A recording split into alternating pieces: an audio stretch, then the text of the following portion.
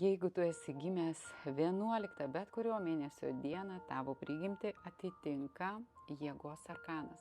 Tokie žmonės paprastai turi labai daug talentų. Tai reiškia, ko jie imasi, daug dalykų sekasi. Ir dėl tos priežasties turi savo gyvenime daug ir pavyduolių.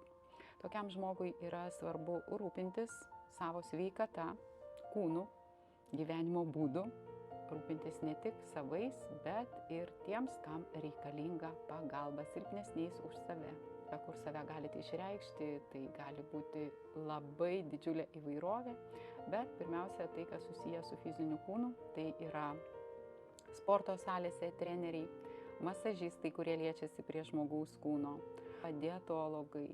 Jeigu tu gimei 11 dieną, parašyk, kurį mėnesį ir pasižiūrėsim, kur tavo jėga.